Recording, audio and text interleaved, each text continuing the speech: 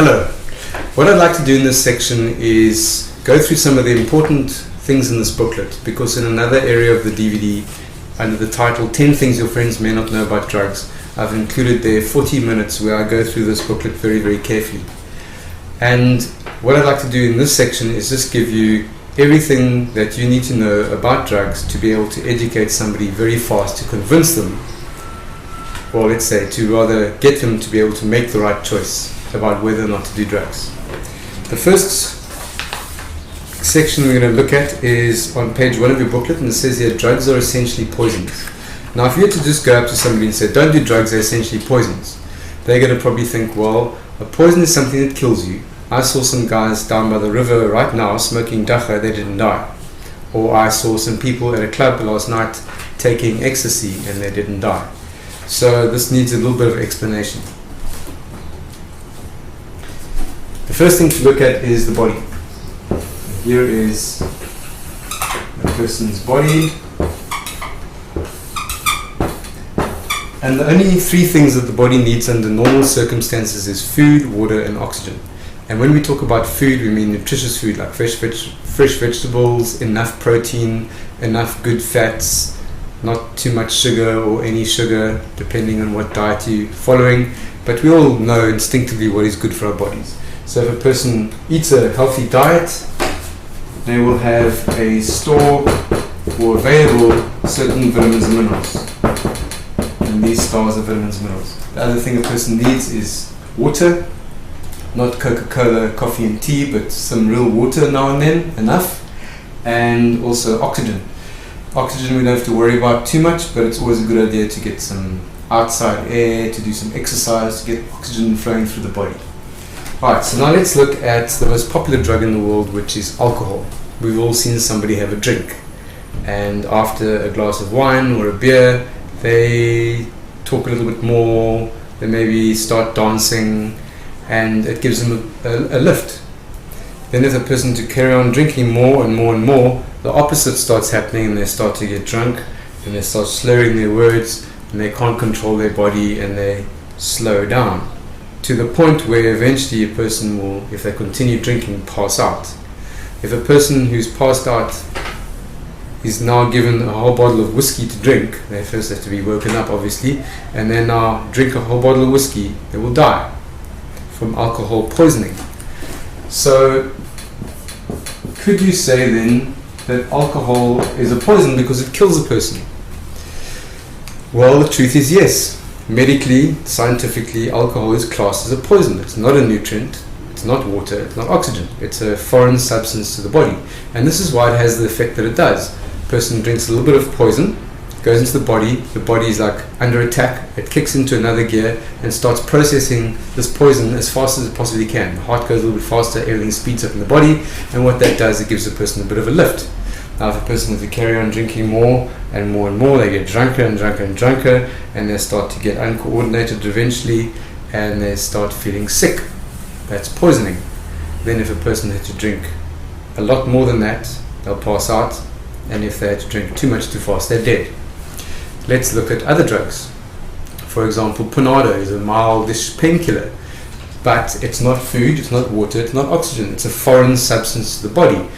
Yes, under prescription or used correctly at the right times when it's really, really needed, it's not life-threatening at all. But if a person had to take a whole bottle of Panado, they're dead.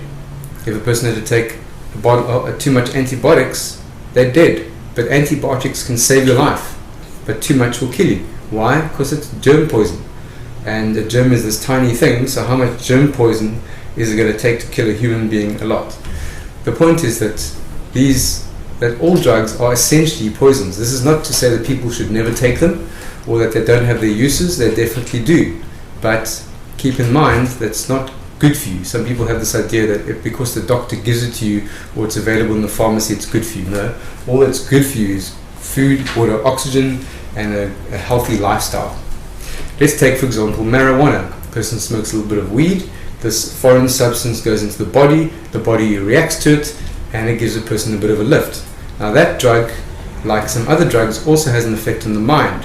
So a person's going along mentally in a certain way, they smoke weed and suddenly other things start happening. And it's not like necessarily a person starts thinking about amazing ideas and they have cartoons jumping through their mind. Just the mind starts doing something different, and that could cause paranoia. It could cause all kinds of unpleasant reactions as well. It all depends on the person and the environment and a lot of different things. But the point is, a little bit of weed, something happens. Then if you've seen somebody who smoked more and more and more marijuana, they slow down and they get kind of like tired or lazy. And then if a person had to smoke more than that, they will want to go to sleepies. If they had to continue smoking marijuana while they're sleeping, they will die eventually. But no one can sleep and smoke at the same time, so nobody has died from smoking marijuana. The point is that it's also a poison. Now, the point of that is not to say that drugs kill people, because we all know it takes many years of using drugs to die, and most people who are taking drugs are not trying to die, so they do know what their limits are. But the point is that every time they're taking drugs, what they're putting into their bodies is a poison, and the effect that that has on them physically is that every time they use drugs, vitamins and minerals get burnt up, and the next day is the person going to feel better or worse? Worse. Why? Because they've destroyed healthy nutrients in their body, and they've also poisoned their body to some degree. And often the person's what they do as a result is tomorrow they don't feel so good, so they carry on drinking, or they do drugs again to try and feel better because they don't want to feel bad. Okay, now I'd like to go to page 10 of your booklet, and it says here, drugs stay in the body for years after you take them. This is very important, and it's something that I didn't know when I was doing drugs, and it's something that we have found that most people don't know when we're doing programs at schools. And here's how this goes. Here is a picture of a vein, and going through our veins is obviously blood. Around our veins and all over our bodies, we've got a thick or a thin layer of fat. And there's not only fat on the outside of our bodies, but we also have fat between organs, and our brain is a high percentage of fat. Now, what happens is, if you took a glass of water and you took some alcohol, like brandy, whiskey, whatever, and you poured the alcohol into the water and you stir it up, alcohol dissolves into water. It's water soluble. Our bodies are 70% water. And the only really good thing I can say about alcohol is that when a person drinks it, it goes into the body, and for the body to push it out takes only about 1 or 2 days. And that is a good thing. The person breathes it out, they sweat it out, they pee it out, it's eliminated from the body pretty easily. But this is not true of other drugs. Let's go to our friend marijuana. Inside the plant, as we've looked at, is a chemical called THC. It stands for tetrahydrocannabinol, and this is what makes a person high. Now, if this is extracted from the plant, you will have a little bottle of this oily liquid. Take a glass of water, pour it in the water, stir it up, and no matter how long you stir for or shake this glass, you will not mix the THC into the water because it's an oil. It'll float to the top.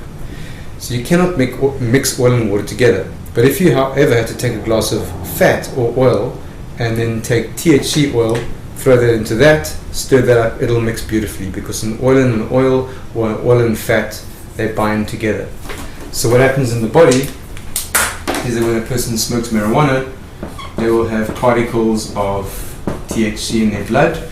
Because it's an oil and blood is essentially water, they don't mix together. It's in the blood, but it'll be separate, and it'll have a tendency to want to mix into the fat, which it does.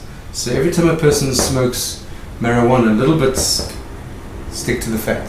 Next time they smoke weed, little bits stick to the fat. Next time they smoke weed, little bits stick to the fat. Now maybe they get bored of smoking marijuana because it gets boring after a while, so now they do something stronger. And because they are hanging out with friends who's smoking weed, and one day someone is there and they said, hey, have you ever tried this? And then they try that, and then maybe they try something else. The point is, every time a person uses drugs, little bits stick to the fat. Now, it's not only drugs that does this, it's also certain medicines and other toxins that we are exposed to in the environment. So how does this affect a person? Well, first of all, alcohol, as I said, is eliminated from the blood in about 1 or 2 days. For the body to take marijuana out the blood takes up to 6 weeks. It's because it's a gooey resin oil. When a person smokes it, they're basically burning gooey oil, so that's just more difficult to clean. But the body works over time. In fact, it never stops, and after a couple of weeks maximum, the blood is clean. So what's the problem? If the blood will always become clean, the problem with drugs is that they store in the fat, and it stays in the body for years. Now, the problem with that is this. Here is the body, and the person's all bright and fresh and young and full of life, and using drugs to make life more fun, and they don't die and their teeth don't fall out so they immediately, so they continue doing it. But every time they do it, a little bit stick behind. Next time they do it, a little bit stick behind. Every time they use drugs, more and more and more and more sticks behind. What are drugs essentially? They're essentially toxins. And slowly a person will change, or fast. Depends on the drugs they're using. And the other thing that drugs do is, because there are toxins, they burn up nutrients in the body. So instead of becoming healthier and more alive and happier, the more drugs a person takes, the more they go down. And here's how that happens. Here is me when I was younger, and I was a fairly happy little guy.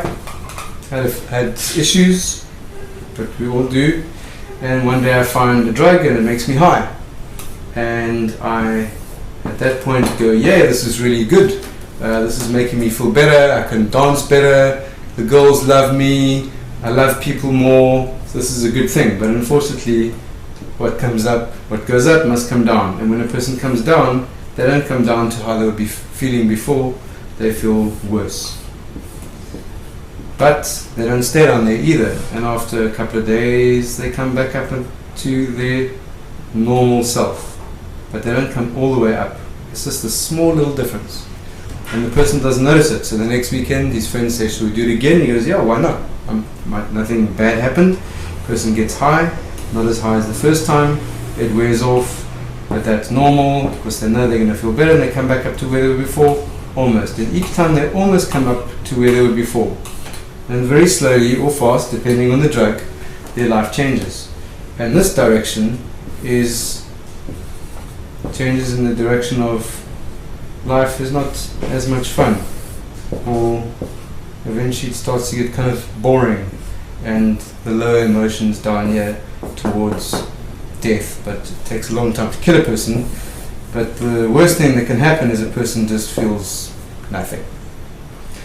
The problem in the trap is that no matter how low a person goes, drugs always provide some temporary relief, but push a person down and make it even harder to enjoy life normally. However, in this direction is more life. And the higher a person is on the scale, and the more alive they are, the more they have chances of succeeding, the more fun life is. And unfortunately, the truth is that drugs go this way and not that way. For more information about this and our program, you can look at www.narconon.org.